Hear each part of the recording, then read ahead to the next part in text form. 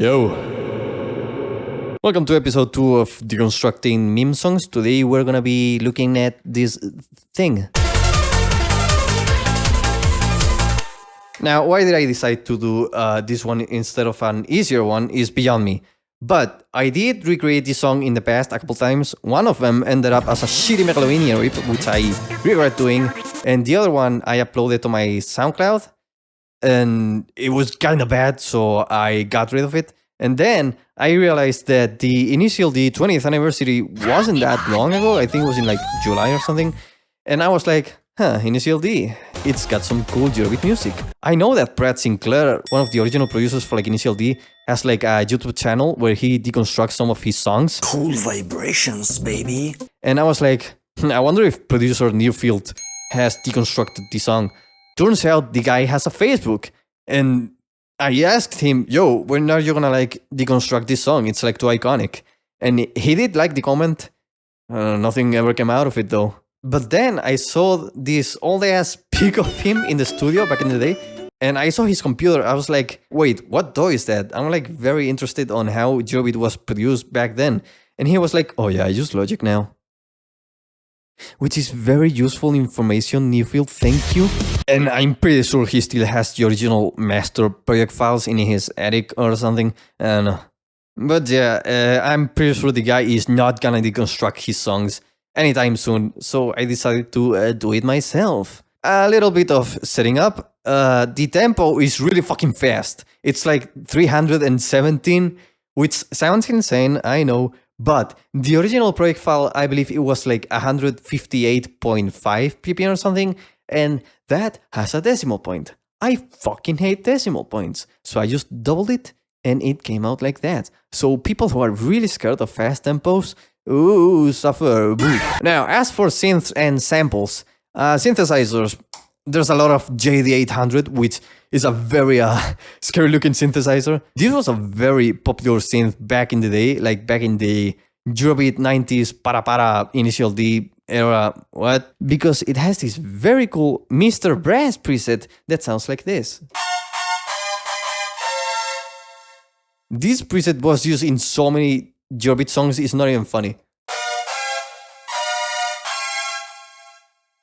I think Nearfield himself uploaded a video to his Facebook playing with the actual brass preset, and I'm pretty sure the original production back then used like Nordleads, which was also a very popular synth back then, but I don't have a Nordlead, so I had to improvise and get myself Synth 1, which I've used in the past. I really like this synth. Some other synths include Korg M1, and I'm pretty sure there's like an Akai sampler and like an emulator tube somewhere. So yeah, I'm gonna start deconstructing this song section by section. So here's the intro, it sounds like this. Now, what is going on here? There's this sample that kinda sounds like this. Now, a lot of people believe this sample comes from the 90's James Brown Is Dead track, which does use the same sample. But what Nearfield did was he sampled another Eurobeat producer. His name is Brad Sinclair. And, and the funny thing about that producer is that he was originally a metal producer. He's like a metalhead. He became a Eurobeat producer by accident. And he has this really cool song called Tora Tora Tora, which I've covered in my channel before. It kind of sounds like this.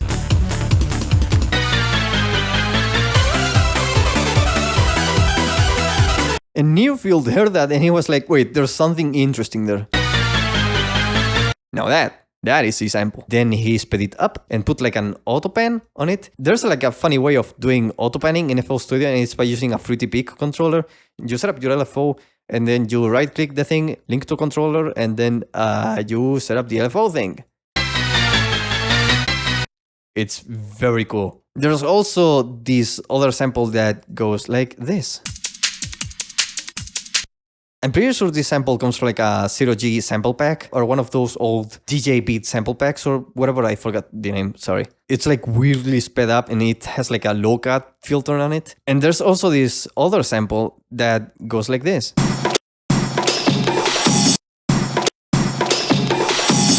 I'm pretty sure this sample is again from like a 0G sample pack, except for the reverse symbol. The reverse symbol was added by Nearfield. I could not isolate it. And then we come to this section where there's this synth that goes up and down in pitch. It sounds like this.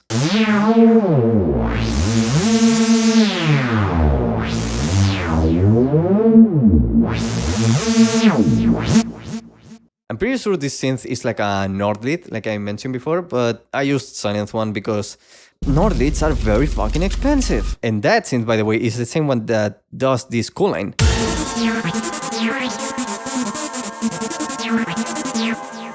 It's like a slightly detuned super saw wave with like a filter on it. It's got some chorus, some delay, reverb, and all that stuff. There's this choir sample.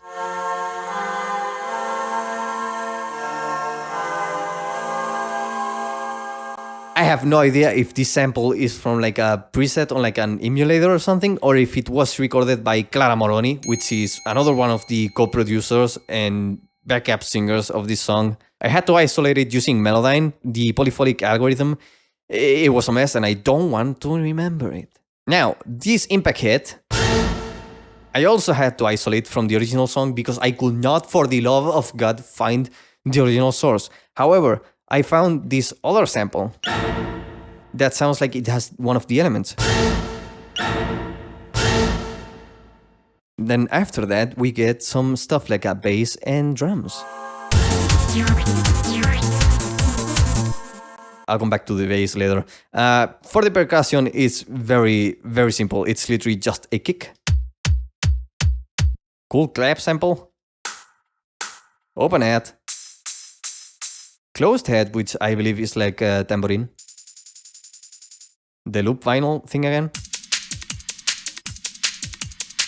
And for the crash, I believe it's two samples. One of them is panned to the left like this. And another one to the right like this. Now, I'm not really sure what the original crash samples were. I used the Fatboy Slim crash sample because it was popular back then. It was around the same age. And then after that, we come to the synth section.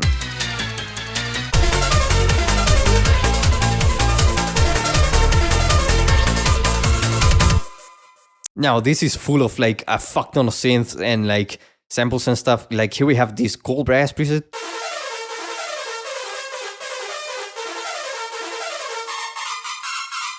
Again, this is the Mr. Brass preset from the JD800. There's also this second modified version of the preset that goes like this.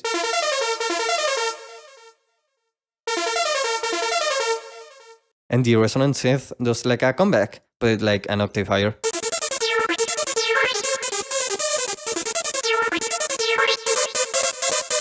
There's also this cool keys offbeat synth that kind of sounds like this.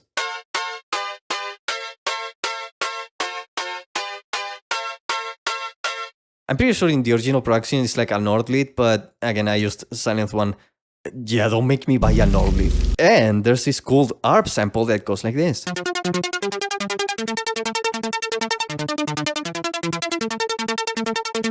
If you put all of the synths together, it kind of sounds like this.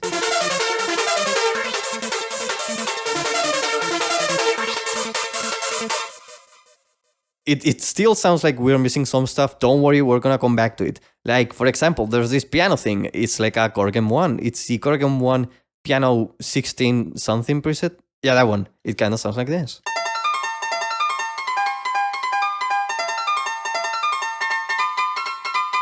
I'm not really sure if this is the right transcription.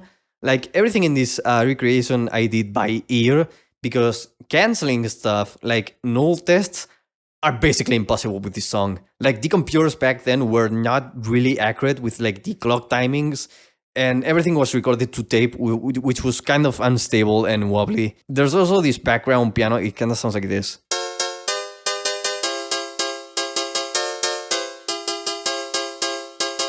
And there's also this cool guitar sample. It sounds like this.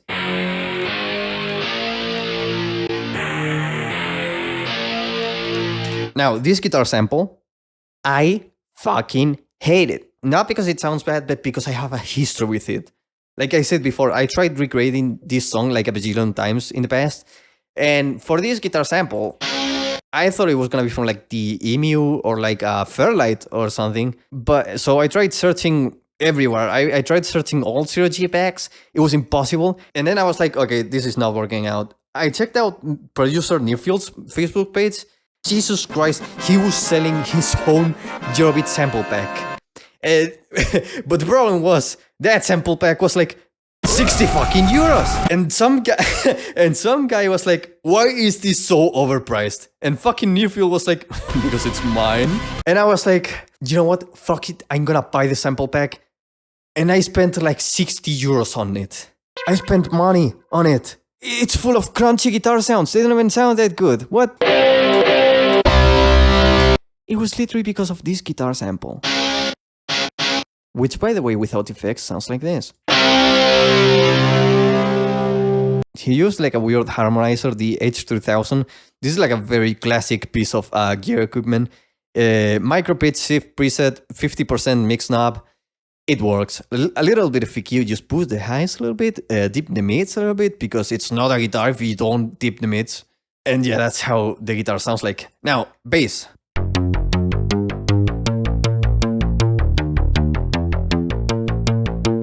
This bass is a mix of two things. The first one is a synthesizer.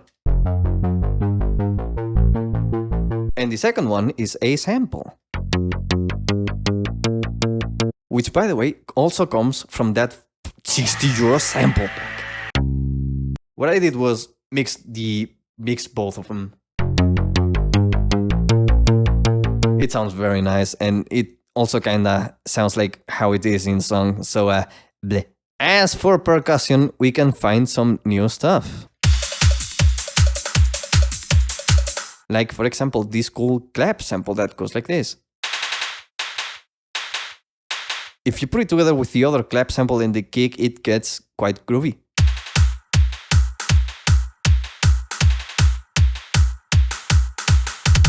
And there's this funny cowbell sample that sounds like this. Which again, I also took from that 60 euro sample pack. I cannot stress it enough. A shitty sample pack with 90s samples is like 60 euros. Nearfield, what were you thinking? So yeah, that's kind of how the synth section is put together. Now we can go to the first verse.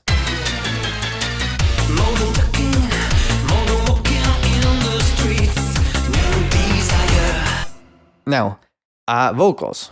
More than talking, more than walking in the streets, new desire. The singer for this song is called Maurizio De Giorgio.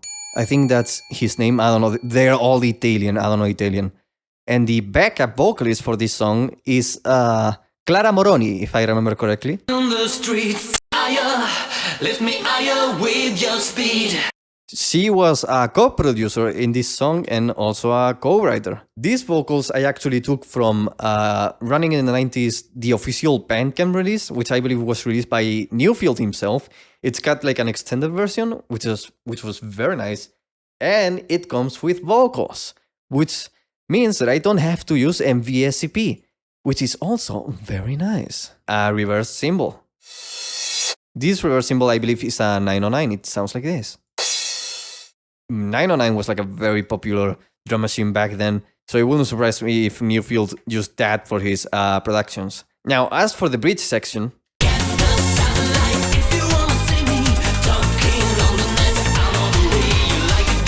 the cool synth press preset does like a comeback. It sounds like this.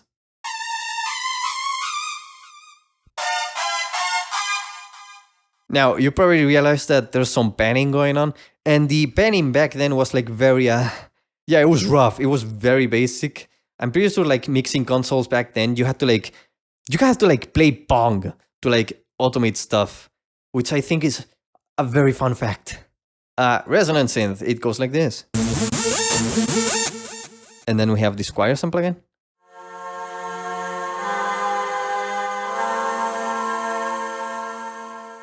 And we have this cool strings sample that I'm pretty sure is from an emulator, but in FL Studio I used the one of the default packs. It sounds like this.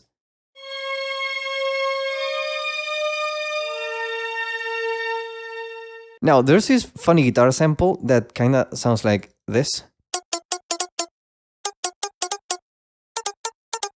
I'm pretty sure it's like a sample of like a Strat plug something. I remember hearing it somewhere. I cannot, for the love of God, remember where though, but it sounds very similar. Bass.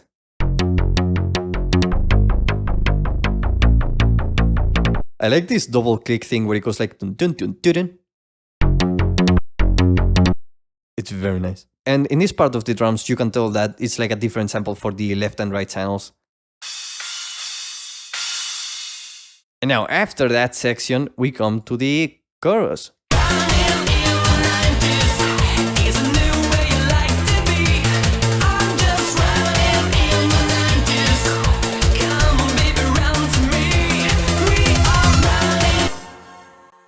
The synths by themselves sound like this.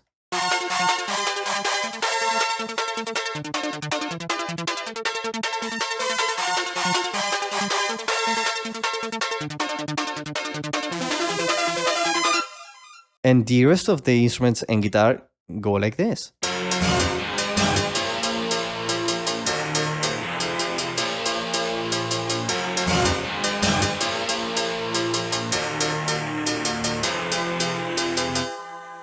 It sounds very nice. The bass and percussion go like this.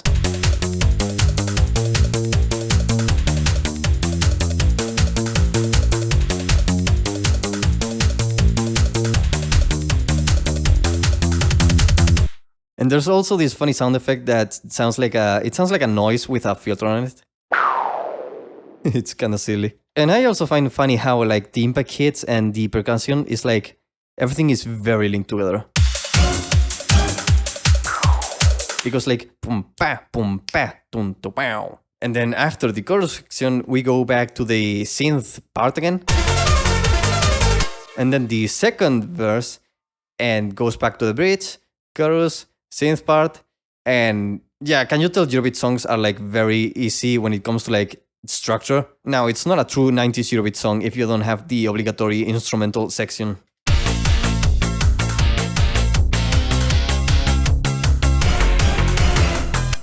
And there's also this section where Newfield was like, you know what, fuck it, everything goes. And he throws everything at the wall. It kind of sounds like this.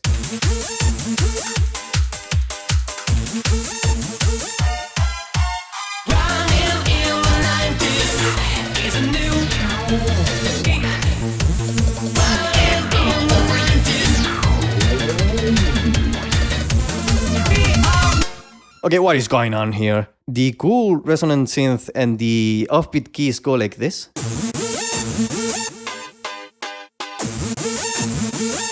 And then the synth brass in the resonant synth do this weird janky thing.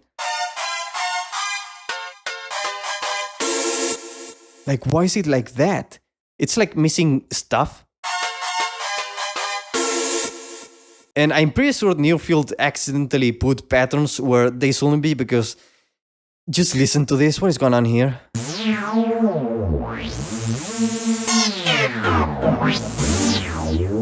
I'm not lying when I say that's how it is in the extended version. I have no idea what he was smoking. Probably some salsa.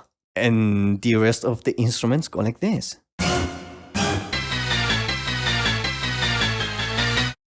It's so weird, the production in this extended part of the song. But hey, it is what it is. The vocals are like weirdly chopped up. They sound like this. Running in the 90s is a new. Running in the 90s. And I am not kidding when I say that in the original track, it sounds like he got up, like all of these songs were recorded to tape. And to splice different takes together, you had to physically cut the tape and then splice it together using more tape, and you had these weird cuts in the audio that sounded like this. Like why, like the brass gets muted for a second there. Like I'm pretty sure this whole section was like shoehorned in there for like an extended version for the Super Eurobeat albums or something. Same with this part of the song. Like there are like a couple clicks in here. Like, what's up with that? It's so weirdly put together. The production in this song has like these weird quirks that we're gonna check out later. Now, after that whole weird section, we go back to the synth thing. And after the synth thing, there's this cool arrangement where it's like stripped. There's only like an ARP sound and then bass, and that's it. Sounds like this.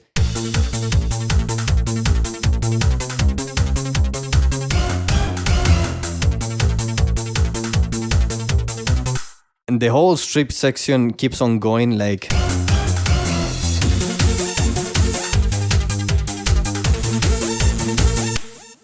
And it keeps on going like this. Oh yeah, there's like this funny thing. Like, this is what I mean when I say there are weird quirks in this song. Like, you get the cool JD brass thing doing the melody line. But at the same time, you get this like chord shoehorn in there with like the resonant synth. And then it's there like fully on the next bar. And then it does not appear again. What's up with that? And again, there's like this weird quirk with the percussion. See if you can like spot it out. Did you realize Newfield realized that the open hat was too loud, so he took it down while the master was printing to tape? Which I find very funny. Then after that, we go to the final section, which is literally just the resonant synth in the cool synth line.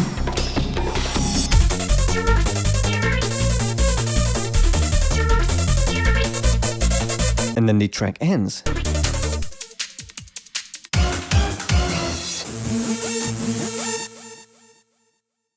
And I believe that's everything.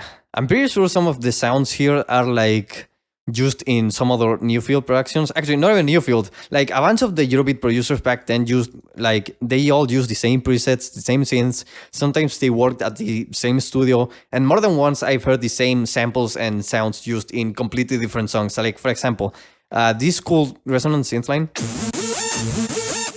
It's in another song from like a couple years past. The bass sound is also used in like a couple more songs.